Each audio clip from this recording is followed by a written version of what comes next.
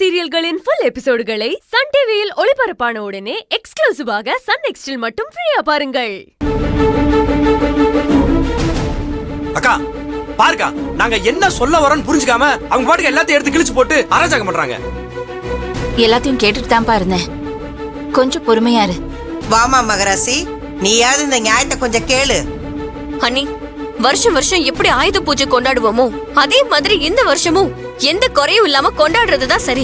அதுதான் திரும்பவும் விரும்புறாரு. இல்லம்மா, திருவிழாத இந்த நேரத்துல எதுக்குமா இந்த ஆயுத பூஜை கொண்டாட்டம்லாம்? அப்படி கேளு. திரு இருக்கும்போது அழகா வெள்ளை வேட்டி சட்டையில போய் ஆயுத பூஜை நாள்ல நம்ம கிட்ட வேலை செய்யறவங்களுக்கு மட்டும் இல்ல, அந்த ஏரியால இருக்கிறவங்களுக்கு எல்லாம் புது துணி, பணம், பரிசு இதெல்லாம் கொடுத்து அவங்க மனசு சந்தோஷப்படுற மாதிரி நடந்துக்குவான்.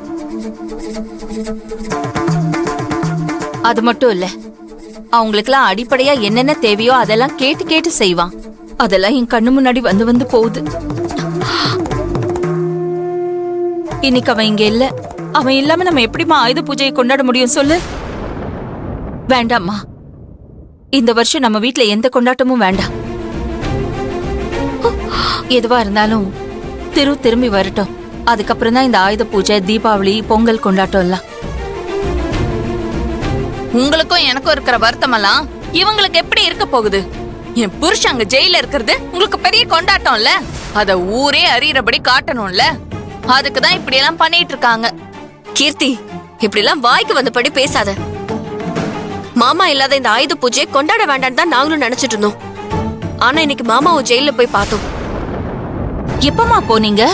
கேஸ் விஷயமா பேச வேண்டியது இருந்துச்சுல அண்ணி, அதான் மாமாவை பார்த்து பேசிட்டு வரலான்னு போனோம். மாமா தான் இந்த பேச்சை எடுத்தது.